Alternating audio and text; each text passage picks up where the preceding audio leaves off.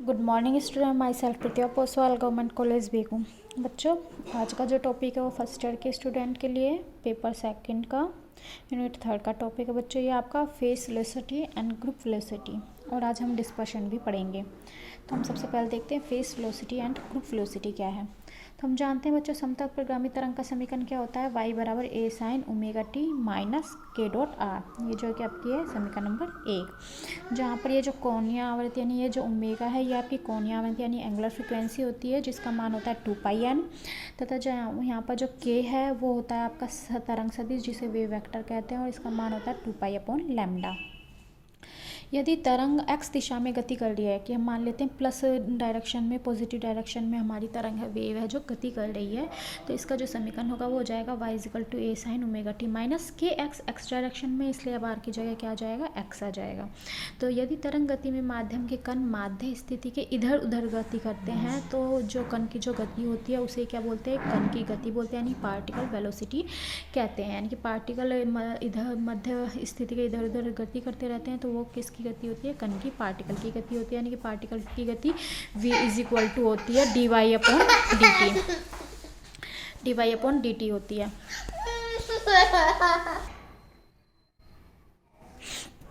v = dy/dt।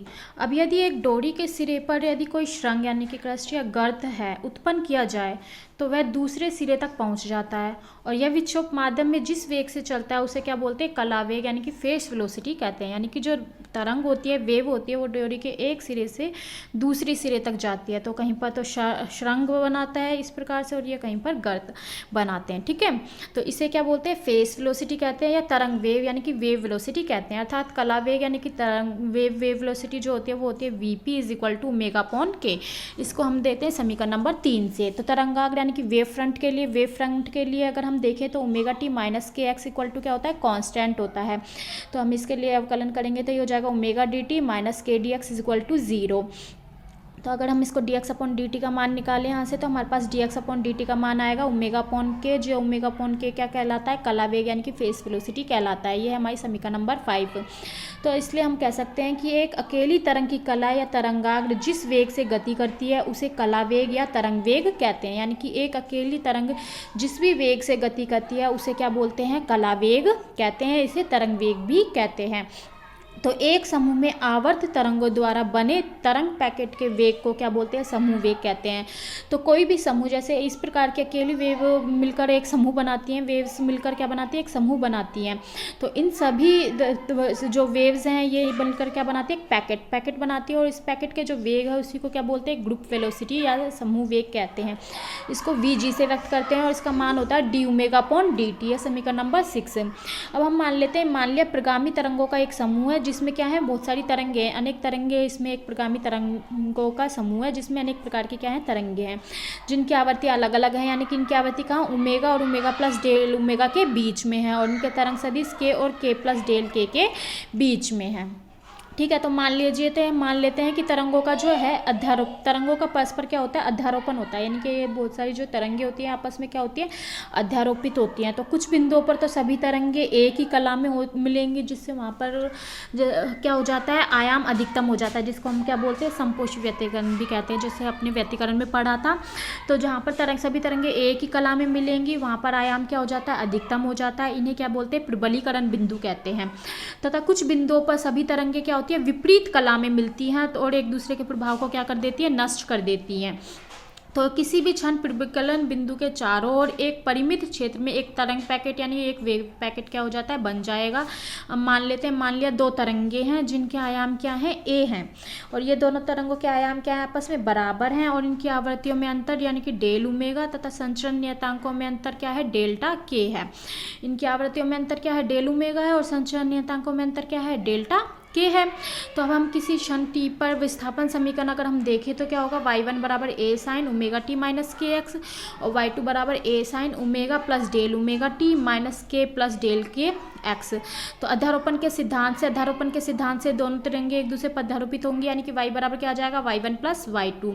तो हम इसको अगर y बराबर y1 + y2 करेंगे तो हो जाएगा y बराबर y1 a sine omega t minus k x plus a sine omega plus del omega minus ये दोनों की वैल्यू y1 + y2 करेंगे और हम इसको साइन सी इसको फॉर्मूले से को करेंगे तो हो जाएगा 2a साइन सी माइनस g/2 और cos c प्लस d/2 के फॉर्मूले से हम इसको सॉल्व करेंगे। तो हम यहाँ पर मान कर चलते हैं 2 ओमेगा प्लस डेल ओमेगा, इस 2 ओमेगा प्लस डेल ओमेगा लगभग क्या मान लिया 2 ओमेगा, और 2k प्लस डेल के को लगभग क्या मान लिया 2k, क्योंकि यहाँ पर हम डेल ओमेगा और डेल के को क्या हम बहुत छोटा मान रहे हैं। तो इसलिए समीकरण हो जाएगी y बराबर 2a साइन हाफ, इसकी जगह पूरे की जगह आ गया 2 ओमेगा, तो ये हो गया 2 ओमेगा टी, इसकी पूरे की जगह आ गया 2k, तो हो गया 2k एक्स, ये हो गया कॉस, ये हो गया del omega by 2 into t minus del k by 2 into x, तो हो जाएगा y बराबर 2a, इसको हमने पहले लिख लिया, तो हो जाएगा cos del omega by 2 into t minus del k by 2 into x, और ये इसको इसके साथ लिखेंगे तो 2 कॉमन लेकर क्या कर दिया हमने काट दिया, तो हो जाएगा sign omega t minus k x, ये होगी समीकरण नंबर 5। तो यह परिणामी तरंग का क्या है समीकरण है, जिसका आयाम फलन क्या है, इसका आयाम फलन, इसका आयाम ये है, ये इसका पूरा ये इसका क्या हो गया आयाम हो गया 2a cos del omega by 2t minus del k by 2 x, ये इसका क्या हो गया आयाम, और इसके द्वारा क्या होता है मॉड्यूलेटेड कर दिया जाता है। जैसे कि ये एक परिगामी तरंग है, ये दूसरी परिगामी तरंग है, ठीक है, इसकी फ्रीक्वेंसी ओमेगा 1 है, इसकी क्या है ओमेगा 2 है।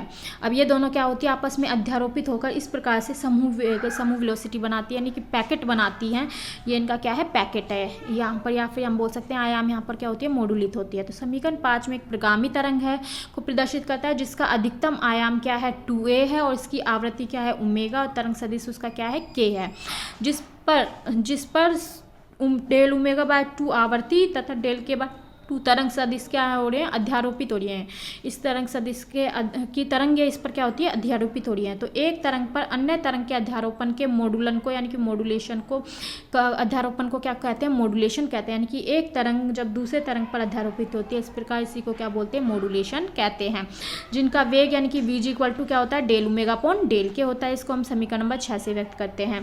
तो यदि तरंगों की आवृत्ति में अधिक अंतर नहीं हो, यानी कि इन दोनों तरंगों की आवृत्ति में अधिक तरंग नहीं हो, तो हम इसको लिमिट डेल्टा के टैंक्स टू 0 लगा सकते हैं। तो ये हो जाएगा डी ओमेगा अपॉन डी के, तो यानी कि वी इज इक्वल टू हो जाएगा डी ओमेगा अपॉन डी के, ठीक है। तो इसे क्या बोलेंगे हम समूह वेग कहते हैं, और इसी वेग से प्रबलीकरण बिंदु आगे बढ़ता है। तो अतः यदि बहुत सी तरंगों का एक समूह ले जिनकी तरंग दैर्ध्य क्या हो लगभग आपस में बराबर हो, तो उनके जो मॉड्यूलेशन है उससे तरंग पैकेटों की क्या प्राप्त होती है एक श्रृंखला प्राप्त होती है।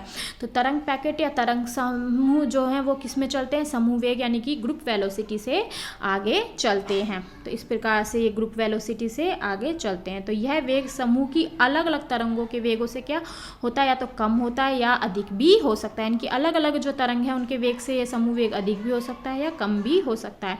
चूंकि हम जानते हैं ओमेगा बराबर क्या होता है के वी पी, वी जी बराबर क्या होता है डी ओमेगा अपॉन डी के, तो वी जी इक्वल टू हो जाएगा डी बाई डी के ओमेगा की वैल्यू हम क्या पुट करेंगे के वी पी, तो वी जी इक्वल टू आ जाएगा वी पी प्लस के D v p upon D के, तो वी जी हो जाएगा v p minus lambda D v p upon d lambda. अगर हम के को लैम्डा में परिवर्तित करेंगे ये होगी समीकरण नंबर 8। तो ये हमने पढ़ा ग्रुप वेलोसिटी और ये पढ़ा हमने ग्रुप वेलोसिटी और फेस वेलोसिटी। अब हम देखेंगे प्रक्षेपण यानी कि डिस्पर्शन। तो समूह वेग कला वेग तथा कला वेग के तरंग दैर्ध्य के साथ परिवर्तन पर निर्भर करता है। समूह वेग जो होता है वो कला वेग पर और कला वेग के तरंग दैर्ध्य के साथ परिवर्तन पर क्या करता है निर्भर करता है। तो अब यदि हम इसमें देखें यदि d v p upon d lambda equal to क्या हो 0 हो तो वी जी बराबर क्या हो जाएगा वी पी। देखो इसमें D v p upon d lambda ये 0 हो जाएगा तो वी जी बराबर क्या हो जाएगा वी पी हो जाएगा।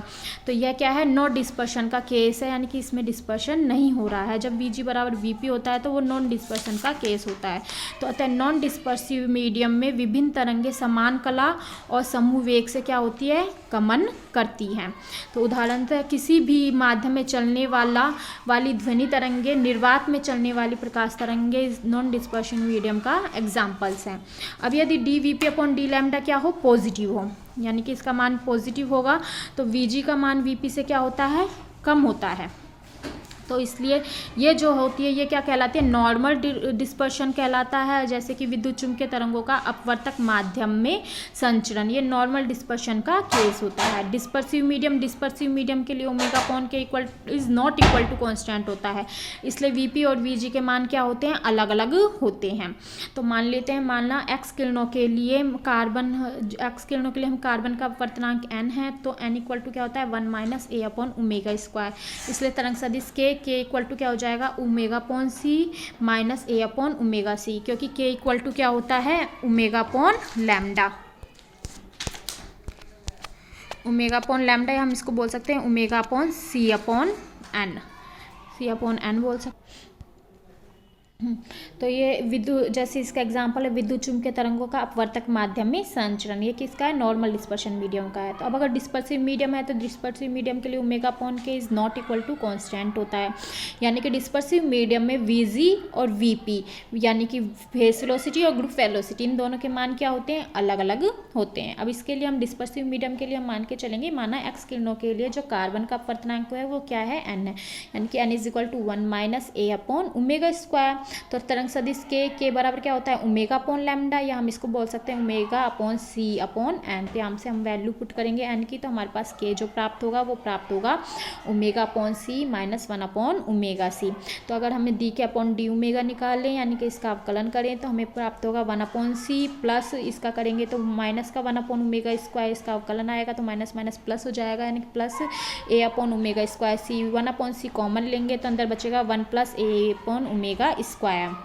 इसलिए समूह वेग वीजी, समूह वेग क्या होता है, डी ओमेगा अपॉन डी के, तो यहाँ पर वैल्यू इसकी रखेंगे, तो यानी कि इसका व्युत्क्रम सी अपॉन ए 1 प्लस ए अपॉन ओमेगा स्क्वायर, जो कि प्रकाश के वेग से क्या है, कम है। तो कार्बन में एक्स किरणों की चाल प्रकाश की चाल से क्या होती है, अधिक नहीं होती है, जबकि कला वेग प्रकाश के वेग से अधिक होता है। अतः कलाएं सी से अधिक चाल से गति कर सकती है, परंतु मोडलित संकेत सी से कम चाल से गति करते हैं, यानी कि जो ग्रुप वेलोसिटी होती है वो सी से कम चाल से गति करती है, जबकि जो फेस है वो सी से अधिक चाल से गति कर सकते हैं। तो यानी ओमेगा इज इक्वल टू सी के हो तो वी जी बराबर वी पी होगा, और वो किसके बराबर होगा, सी के। तो तब सभी कलाओं का वेग क्या होगा, एक ही होगा, और जो समूह वेग भी उसी वेग से क्या करेगा, गति करता है।